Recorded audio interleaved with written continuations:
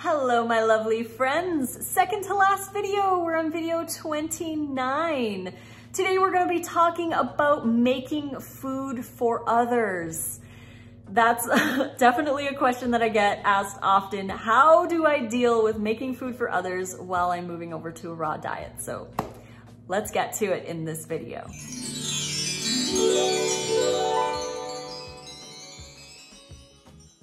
Thank you so much for joining me today. Second to last video in our 30 video playlist series on how to start a raw vegan diet and some of the questions that I get asked when people are moving over to a raw diet, how they can avoid some of the challenges with the transition. So before we begin, we've got 40% off going on our ebooks. You can get the code here. It's Nice Cream 40. And the link is here also in the description box below, along with the link for our print versions. Yay, print versions. This is the best one. This is Meal Plan 3 for beginners. Again, 90 recipes. There's shopping lists, actually. See, let's see, shopping lists, 3-day shopping lists at the back. So this one's best for beginners. You can get the digital version or the print version. As mentioned, all the links are down below. So if you wanted that, head on down there and check it out. So let's talk about making food for others. Whether you have a roommate, family member, spouse, children, what have you, maybe you're making food for them and you want to be eating raw food and you wish they were eating raw food too. But you can always add raw to their meals. You don't have to just make cooked food for them. You can make extra of your raw food and share with your family. We want them to be healthy too. So we can always give them a little bit of our raw food with their cooked food. It's going to be healthy for them anyways to increase the amount of fruits and vegetables in their diets as well.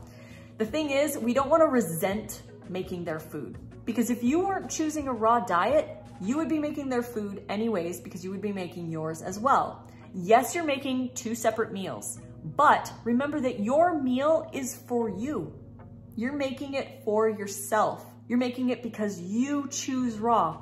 It's not an inconvenience to make their meal, and it's not an inconvenience to make your meal. You're just making your raw meal because that's what you want, right? That's what you want. So if you have to make food for other people, there is a tip that I can offer, is to make sure that you have something to eat while you are cooking their food so you're not as tempted to eat it. If you make your raw salad first, you can start eating that while you're cooking their stuff. And if you make your salad first as well, you can use some of those ingredients in their cooked food.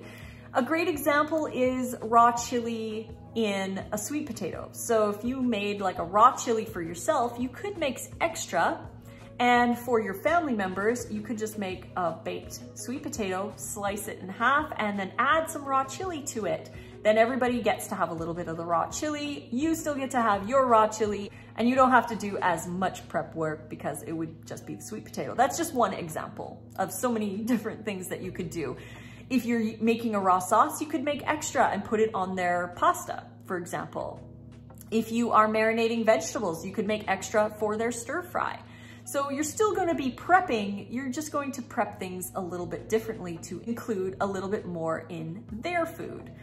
So if you have something to eat while you're making their food, it's going to be a lot easier for you to say no. Now the smells is probably one of the harder things to deal with because it's going to smell good, obviously. If you're cooking food, it's going to smell good. Remember that around, give or take, 80% of the enjoyment of a meal is in the smells. So if it smells good, just enjoy the smells for what they are and eat your raw salad. If you haven't made your food yet, or if you don't have any raw foods like cherry tomatoes or cucumbers or something to snack on while you're cooking, it's gonna be really hard to not taste that other stuff. And remember, as we've mentioned in many videos before, don't feel bad about wanting the cooked food. If you need to have a taste of it because your kids are too small, do it. It's not the end of the world. You're just making better choices for you and you're moving forward. If you don't want to have a taste, that's fine too. Just go with the flow and remember that you're still an amazing person. No matter what you choose to eat, you're just making better choices. So I hope this quick video helped somebody out there. I know it's difficult when you're making food for others and they're not on the same page as you. and that's okay. You can still love them.